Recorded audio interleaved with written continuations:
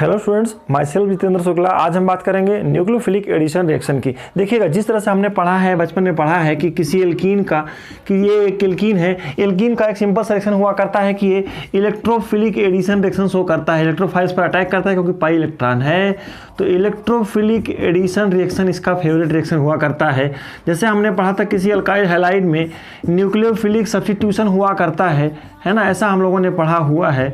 तो उस तरह से ऐसे ही किसी एल्डिहाइड, किसी RCHO या किसी RC double bond OR dash, किसी एल्डिहाइड और किसी कीटोन का फेवरेट रिएक्शन क्या है, कैरेक्टरिस्टिक रिएक्शन क्या है, पैरेंटल रिएक्शन क्या है? Nucleophilic addition reaction. देखिएगा, बड़ा सिंपल सा एग्जांपल है, ध्यान रखना है। Nucleophilic addition reaction is the characteristic reaction of any aldehyde और कीटोन।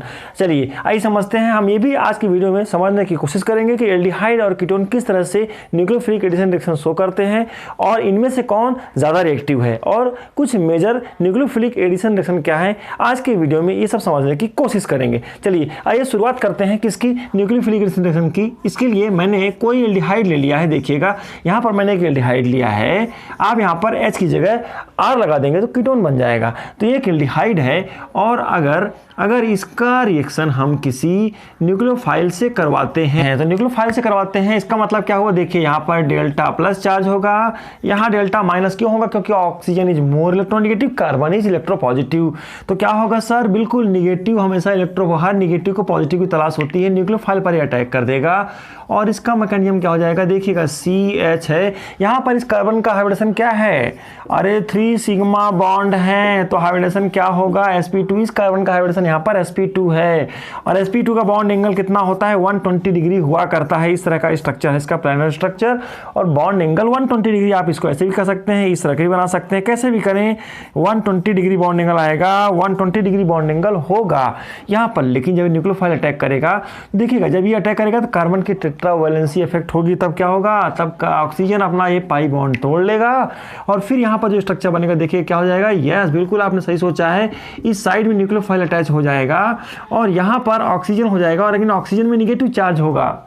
और एक खास बात है, क्या खास बात है सर? देखिएगा, यहाँ पर अगर इसको रिएक्शन मिक्सचर से ये रिवर्सिबल स्टेप है, रिएक्शन मिक्सचर से H+ मिल गया कहीं से, पानी से, मॉइस्चर से, तो क्या करेगा? बिल्कुल आपने सही सोचा है भाई, क्या बनेगा? बाकी कोई चेंज नहीं होने वाला है। एल्डिहाइड है तो एल्डिहाइड ऐसा ही रहेगा, लेकिन इस साइड में O के साथ में क्या हो जाएगा? यहाँ मैं न्यूक्लियोफाइल को लगा देता हूँ और O के साथ में क्या लग जाएगा? बिल्कुल आपने सही कहा है, H लग जाएगा।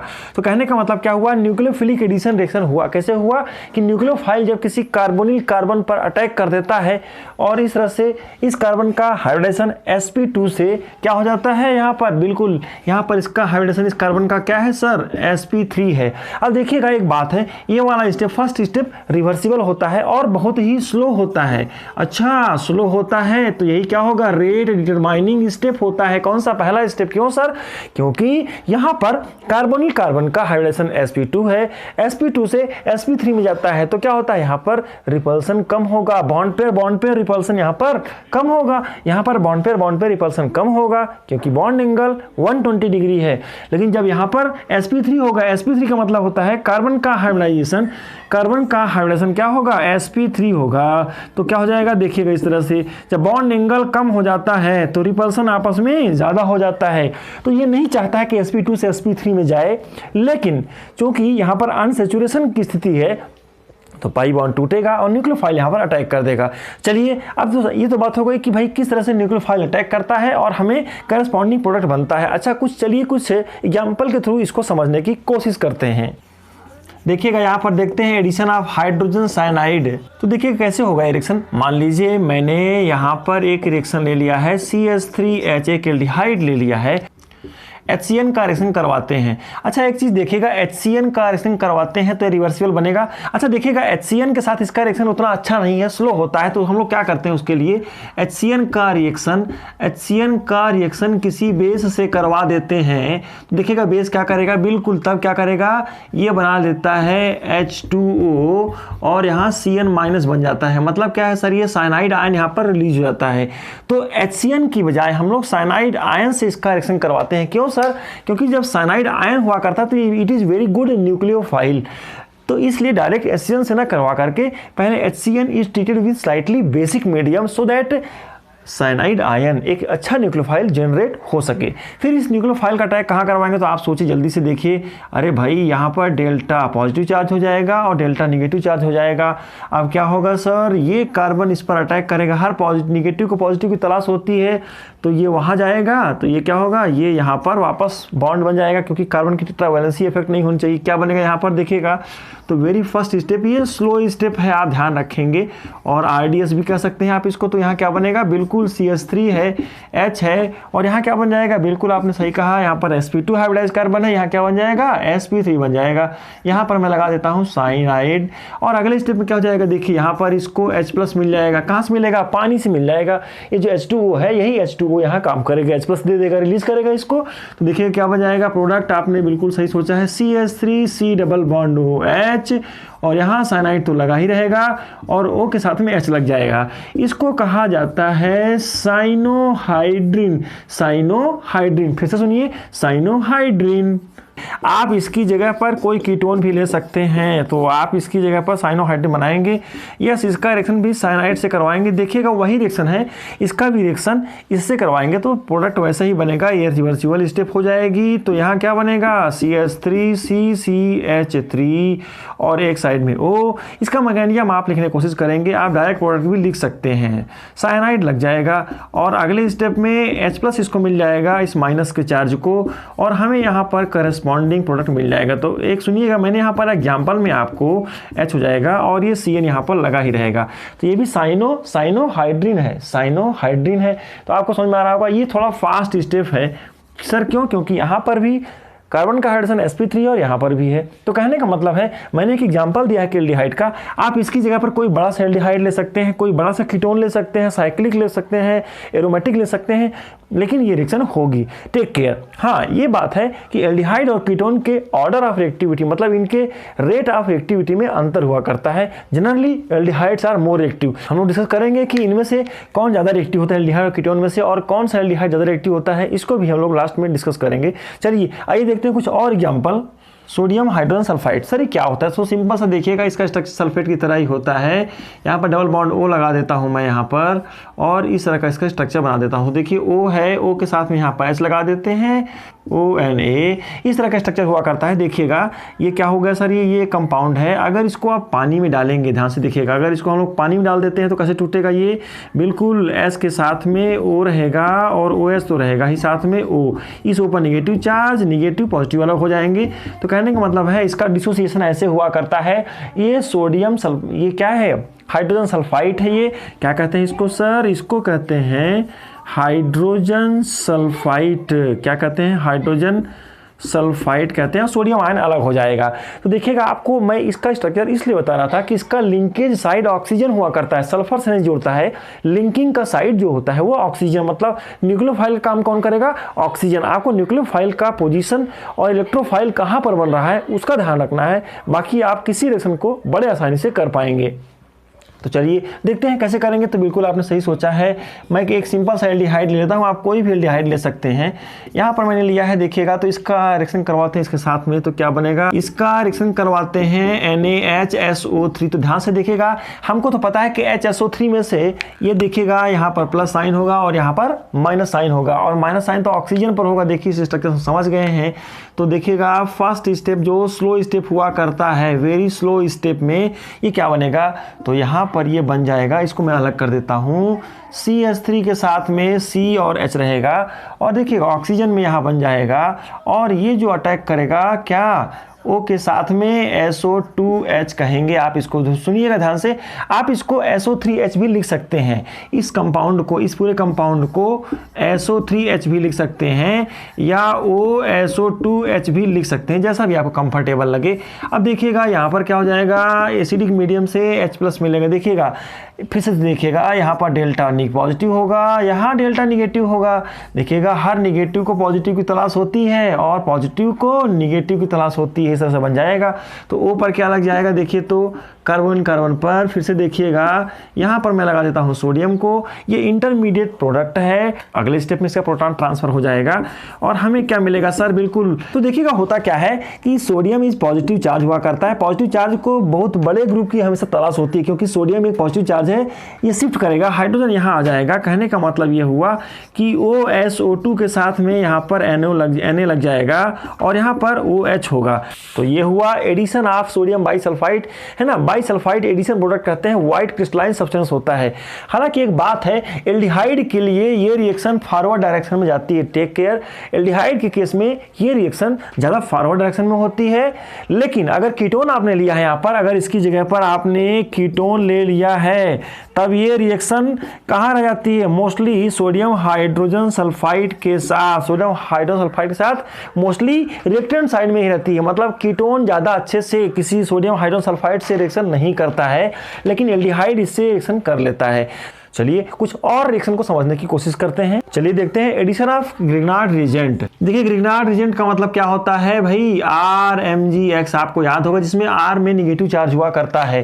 देखिए पूरे ऑर्गेनिक केमिस्ट्री में एक पहला कंपाउंड ऐसा है जिसमें, जैसे आप इसमें CH3 लगाते हैं Mgx, तो पूरे ऑर्गेनिक केमिस्ट्री में पहला कंपाउंड ऐसा है, बहुत कम कंपाउंड ऐसे मिलेंगे जहाँ पर कार्बन में निगेटिव चार्ज आता हो और यहाँ पर डेल्टा पॉजिटिव चार्ज आता है। Mg और X का बॉन्ड आयोनिक है तो वो बॉन्ड टूटता नहीं है, तो इस कार्बन में निगेटिव चार्ज आता है। तो एक कार्बन या जो भी बड़ा ग्रुप आप लगाएंगे, R जो रहेगा वो न्यूक्लियोफाइल का काम करेगा और यहाँ पर प्लस चार्ज रहेगा, इसका हमें ध्यान रखना है। तो न्यूक्लियोफिलिक एडिशन में न्यूक्लियोफाइल क्या बनेगा उसका ध्यान रखिएगा। चलिए इसका भी एग्जांपल मैं ले लेता हूँ। अगर मैंने यहाँ पर लिया है, मान लीजिए इस तरह का कंपाउंड लिया है, अगर इसकी जगह मैं यहाँ पर H ले लेता हूँ, ध्यान से देखिएगा, मैंने लिया है ये वाला कंपाउंड, सिंपल सा कंपाउंड, और इसका रिएक्शन मैं अगर CH3MgBr से करवाता हूँ, टेक केयर, किसी भी ग्रिग्नार्ड रिएजेंट का रिएक्शन हमेशा ड्राई ईथर के प्रेजेंस में होता है, इसका हमें ध्यान रखना है स्टूडेंट्स। और यहाँ पर डेल्टा पॉजिटिव आएगा कि निगेटिव, बोलिए बोलिए, डेल्टा निगेटिव आएगा, यहाँ डेल्टा पॉजिटिव आएगा। फिर से सुनिएगा, carbon is more electronegative than magnesium. वैसे कार्बन में हमेशा पॉजिटिव चार्ज बनता है, कार्बोकेटायन बड़े आसानी से बनता है, लेकिन बहुत कम ऐसे रिएजेंट है जहाँ पर कार्बन में निगेटिव चार्ज आ जाता है। तो ये पहला रिएजेंट है आपको। अच्छा यहाँ क्या होगा, डेल्टा पॉजिटिव चार्ज और यहाँ डेल्टा निगेटिव, क्योंकि कार्बन से ज़्यादा इलेक्ट्रोनेगेटिव ऑक्सीजन है। तो क्या होगा सर, हर पॉजिटिव को निगेटिव की तलाश होती है, तो ये कार्बन अटैक करेगा इस पर, तो देखिएगा, और ये मैग्नीशियम वाला पार्ट आ जाएगा इसके ऊपर, ये बाई बॉन्ड भी टूटेगा यहाँ पर। तो उसको भी मैं बनाने की कोशिश करता हूँ। क्या बनाएंगे सर, यस, तो देखिएगा ध्यान से, HCH है और इस कार्बन को मैं बनाता हूँ यहाँ पर ऑक्सीजन, और CH3 को ऊपर से अटैक करवा देते हैं, तो ये CH3, ध्यान से देखिएगा, ये वाला जो CH3 है ये कहाँ से आया है, ये CH3 आया है अल्काइल ग्रुप से। कहाँ से, ग्रिग्नार्ड रिएजेंट से। तो आपको जितना बड़ा भी बनाना हो आप यूज कर सकते हैं, अल्काइल ग्रुप यहाँ ला सकते हैं। और यहाँ क्या बनेगा देखिए, तो MgBr बनेगा। और अगले स्टेप में क्या होगा देखिएगा, ये स्लो स्टेप होगा, ऐसा हम पहले भी पढ़ चुके हैं। अगले स्टेप में क्या होगा, इसका हाइड्रोलिसिस कर दीजिए। हाइड्रोलिसिस का मतलब क्या होता है, देखिए HOH, मैंने आपसे पहले भी डिस्कस किया था। HOH के लगाने का तरीका क्या होता है, देखिए यहाँ पर पॉजिटिव चार्ज होगा कि निगेटिव, निगेटिव होगा, यहाँ पॉजिटिव होगा, है ना। तो क्या करेंगे आप, H2OH को ऐसे लिखिए, HOH, फिर से देखिएगा, निगेटिव को पॉजिटिव चाहिए, अरे H प्लस यार, H प्लस और O माइनस बोलो, तो यहाँ से इसको तोड़ देंगे, तो बोलिए क्या बनेगा, यस OH। तो हमारा प्रोडक्ट जो बनेगा C के साथ में H, और यहाँ तो CH3 लगेगा ही, और यहाँ क्या लग जाएगा, O के साथ में H, और बाई प्रोडक्ट क्या बनेगा, बिल्कुल आपने सही सोचा है, दैट इज Mg के साथ में क्या बनेगा, OH और Br। तो कहने का मैग्नीशियम हाइड्रोक्सी ब्रोमाइड कहते हैं इसको। हमारे काम का तो ये प्रोडक्ट है। ध्यान से देखिए कैसा है ये, इट इज 1 डिग्री, बोलो क्या है, 1 डिग्री एल्कोहल है ये, यस बिल्कुल सही कहा आपने। अच्छा ऐसे ही रिएक्शन आप मुझे खुद से बना के दिखाएंगे, इसको बनाइएगा और कमेंट बॉक्स में मेंशन करेंगे। इसका रिएक्शन अगर हम किसी ग्रिग्नार्ड रिएजेंट से करते हैं, देखिए ध्यान से, MgBr से करते हैं, सेम रिएक्शन करना है आपको। और चलिए मैं इसको अलग से लिख देता हूँ, क्या इसका रिएक्शन इससे करता हूँ और यहाँ पर A बनेगा, और अगर A बनने के बाद उसका मैं हाइड्रोलिसिस कर देता हूँ तो B बनेगा। तो आपको मुझे बताना है B क्या है, एल्कोहल है, तो कैसा एल्कोहल है, 1 डिग्री है कि 2 डिग्री है, ये आप मुझे कमेंट बॉक्स में लिख के बताएंगे। We got 1 degree, 2 degree, 3 degree alcohol बनेगा, या कीटोन बनेगा, जो बनेगा आप मुझे लिख के बताएंगे। आगे चलते हैं। आगे चलने से पहले एक एग्जांपल मैं और यहाँ पर दे रहा हूँ आपको। क्या सर? यहाँ पर CH3C डबल बॉन्ड O और CH3 भी दे रहा हूँ, कीटोन एल्ड, ये दोनों एल्डिहाइड थे, कीटोन है, और इसके साथ में सेम ये रिएक्शन करिएगा और उसका भी प्रोडक्ट मुझे बताइएगा। और उसका मैं आपको यहाँ पर हिंट कर दे रहा हूँ। क्या सर? इसका रिएक्शन आपको करवाना है CH3MgBr से। पहला स्टेप, पहले इसको करवाइएगा, डायरेक्ट ऐसे भी लिखा जा सकता है, और फिर H2O से। फिर सुनिए, पहले ग्रिग्नार्ड रिएजेंट का एडिशन करना है इसमें कीटोन में, और फिर H2O से हाइड्रोलिसिस करवा देना है, और जो प्रोडक्ट बनेगा डायरेक्टली, इसका नाम मैं दे देता हूं आपको, चलिए X। जो X बनेगा प्रोडक्ट, उस प्रोडक्ट का पूछिए आप नाम बताएंगे, ये भी आपका होमवर्क है। इसका आप मुझे नाम बताएंगे, और ये भी बताएंगे कि अल्कोहल बना है तो कैसा अल्कोहल बना है, 1 डिग्री, 2 डिग्री की 3 डिग्री। चलिए, आपके लिए होमवर्क है। A, B और X को मुझे आप कमेंट बॉक्स में मेंशन करेंगे। चलिए स्टूडेंट्स, ये तो बात हो गई कुछ example of nucleophilic addition reaction. आइए समझने की कोशिश करते हैं कि out of all these aldehyde and ketone which one is more reactive towards the nucleophilic addition reaction, और क्या फैक्टर हैं जो डिसाइड करते हैं कि न्यूक्लियोफिलिक एडिशन के लिए इनमें से कौन ज्यादा रिएक्टिव होगा। चलिए देखते हैं। आइए देखते हैं कि reactivity of aldehyde and ketone towards nucleophilic addition reaction. चलिए कुछ एग्जांपल देते हैं इस रिएक्टिविटी का। ऐसे हमने पढ़ा है कि इन जनरल क्या aldehydes are more reactive towards, aldehydes are more reactive than ketone, किसके लिए? Towards nucleophilic addition reaction.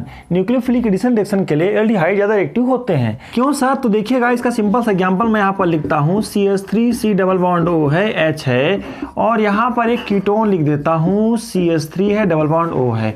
ये ज्यादा रिएक्टिव होगा इसकी अपेक्षा। किसके लिए? न्यूक्लियोफिलिक एडिशन के लिए। मतलब अगर इसका रिएक्शन RMgX से करवाना है और इसका भी रिएक्शन RMgX से करवाना है, तो इसका रेट ऑफ रिएक्शन ज्यादा होगा, इसका स्पीड ऑफ रिएक्शन ज्यादा होगा इसकी अपेक्षा। सर क्यों ऐसा होगा? RMgX के साथ या किसी भी HCN के साथ आप ले सकते हैं, है ना। आप इसका रिएक्शन सोडियम हाइड्रोजन सल्फाइड के साथ ले सकते हैं या किसी और कंपाउंड के साथ में ले सकते हैं। इन सब का रिएक्शन, इन तीनों का रिएक्शन इसकी अपेक्षा, इन तीनों का रिएक्शन इसकी अपेक्षा इसमें ज्यादा होगा। क्यों ज्यादा होगा? नंबर 1 क्या होगा? इसका रीजन क्या है? यहाँ पर इसमें लिखते हैं कि एल्डिहाइड में लेस स्टेरिक हिंड्रेंस, एल्डिहाइड में स्टेरिक हिंड्रेंस कम होता है। मतलब न्यूक्लियोफाइल, ध्यान से देखिएगा, न्यूक्लियोफाइल आकर के ये ग्रुप यहाँ पर लगा हुआ है, ये ग्रुप है, यहाँ से आसानी से अटैक कर सकता है, लेकिन यहाँ पर ये बड़े बड़े ग्रुप लगे हुए हैं CH3। अरे जब न्यूक्लियोफाइल यहाँ घुसने की कोशिश करेगा तो यहाँ हिंड्रेंस होगा। ध्यान से देखिएगा, यहाँ स्टेरिक हिंड्रेंस कम है और यहाँ स्टेरिक हिंड्रेंस ज़्यादा है। तो इन एल्डिहाइड लेस स्टेरिक, मैं एल्डिहाइड के कंपेरिजन में यहाँ लिख रहा हूँ कि एल्डिहाइड है, जो आप यहाँ पर लिख सकते हैं कि क्या aldehyde have less steric hindrance. और दूसरा एक रीजन है, वेरी वेरी इंपॉर्टेंट रीजन है, क्या है? देखिएगा, यहाँ पर अल्काइल ग्रुप लगा हुआ है, तो ये क्या करेगा? यहाँ पर ये प्लस आई इफेक्ट करता है, इलेक्ट्रॉन डोनेट करेगा, तो यहाँ पर डेल्टा प्लस चार्ज बनता है, और यहाँ पर डेल्टा प्लस चार्ज, देखिए दोनों कार्बन में डेल्टा प्लस चार्ज है। इस डेल्टा प्लस चार्ज को प्लस आई इफेक्ट से यहाँ पर इलेक्ट्रॉन डेंसिटी मिलेगी और प्लस आई इफेक्ट कम होगा, लेकिन यहाँ पर तो दो प्लस आई इफेक्ट काम कर रहे हैं। देखिएगा, दो प्लस आई इफेक्ट काम कर रहे हैं। जब दो प्लस आई काम करेंगे तो इस कार्बन में प्लस चार्ज कम हो जाएगा। मतलब फिर से सुनिएगा, अल्काइल ग्रुप क्या करता है? फिर से देखिए, अल्काइल ग्रुप की इलेक्ट्रॉन डोनेटिंग टेंडेंसी हुआ करती है, जिसको कहते हैं प्लस आई इफेक्ट। तो प्लस आई इफेक्ट के कारण इस कार्बन की इलेक्ट्रॉन के प्रति अट्रैक्शन कम हो जाएगा। तो मतलब किसी न्यूक्लियोफाइल की तरह ये अट्रैक्ट नहीं होगा, किसी न्यूक्लियोफाइल की तरफ इसका अट्रैक्शन कम होगा। क्यों? क्योंकि इसमें जो प्लस चार्ज है वो intensity of positive charge in this carbon is quite less. क्यों? बिकॉज ऑफ अल्काइल ग्रुप, दो अल्काइल ग्रुप प्रेजेंट होंगे, तो यहां से इलेक्ट्रॉन डेंसिटी बहुत ज्यादा हो जाएगी कार्बन पर, और इस कार्बन की इलेक्ट्रोफिलिसिटी, इलेक्ट्रॉन के प्रति इसका अट्रैक्शन इसकी अपेक्षा कम हो जाएगा। यहाँ पर एक ही अल्काइल ग्रुप है, एक ही अल्काइल ग्रुप है, तो इलेक्ट्रॉन डेंसिटी यहाँ पर भी कम हो जाए, यहाँ पर भी ज़्यादा हो जाएगी, लेकिन इसकी अपेक्षा यहाँ पर इलेक्ट्रॉन डेंसिटी क्या होगी? थोड़ा कम रहेगी कार्बन पर। जब कम होगी इलेक्ट्रॉन डेंसिटी, तब न्यूक्लियोफाइल के प्रति इसका अट्रैक्शन ज़्यादा होगा। अच्छा, इन दो मैंने कहा दोनों में से ये ज़्यादा रिएक्टिव है, आपने कहा। आपके पास मैं एक एग्जांपल और ले लेता हूँ, एक कंपैरिजन के लिए लिख रहा हूँ। देखिएगा, यहाँ पर देखिएगा, इन दोनों में से कौन ज़्यादा रिएक्टिव होगा? देखिए यहाँ पर प्लस आई इफेक्ट काम नहीं करता है, तो यहाँ पर कार्बन में प्लस चार्ज बहुत ज़्यादा होगा, तो न्यूक्लियोफाइल बड़े आसानी से इस पर अटैक कर देगा। और यहाँ पर हिंड्रेंस भी कम है, तो आगे से पीछे से मतलब चारों साइड से ऑप्शन है कि न्यूक्लियोफाइल बड़े आसानी से इस प्लेनर स्ट्रक्चर पर अटैक कर सकता है। तो आप समझ में आ गया होगा आपको। अगर इन तीनों में से ऑप्शन दूं मैं कि ये ऑप्शन नंबर ए है, ये बी है और ये सी है, तो सबसे ज़्यादा रिएक्टिव कौन होगा? ध्यान से देखिए, सी सबसे ज़्यादा रिएक्टिव होगा, क्योंकि हिस्टेरिक हिंड्रेंस कम है और इस कार्बन में पॉजिटिव चार्ज बहुत ज़्यादा है। क्यों? क्योंकि यहाँ पर कोई अल्काइल ग्रुप है नहीं कि इलेक्ट्रॉन दे सके इसको, और ये नेगेटिव चार्ज को देखेगा तो फट से उसकी तरफ अट्रैक्शन शो करेगा, तो सी सबसे ज़्यादा रिएक्टिव होगा। फिर इन दोनों में से कौन होगा? तो बिल्कुल आपने सही कहा है, ए वाला इज मोर रिएक्टिव, और सबसे कम कौन सा होगा? बी, क्योंकि कीटोन है। चलिए आइए कुछ और एग्जाम्पल से समझने की कोशिश करते हैं, लेकिन उसके पहले एक चीज़ का ध्यान रखेंगे, क्या कि पहला फैक्टर था कि स्टेरिक हिंड्रेंस इसका एल्डिहाइड का कम होता है, इसीलिए बहुत रिएक्टिव होता है। दूसरा क्या है कि क्या हाई इलेक्ट्रोफिलिसिटी, इन दोनों फैक्टर को आप बड़े अच्छे से ध्यान रखेंगे। क्या सर? कि aldehydes are more reactive than ketone in general, कुछ एक्सेप्शन रहेंगे, उसको डिस्कस करने की कोशिश करूंगा। देखिएगा तो क्या है, एल्डिहाइड में स्टेरिक हिंड्रेंस कम होता है, तो न्यूक्लियोफाइल आसानी से कार्बोनिल कार्बन पर अटैक कर पाता है।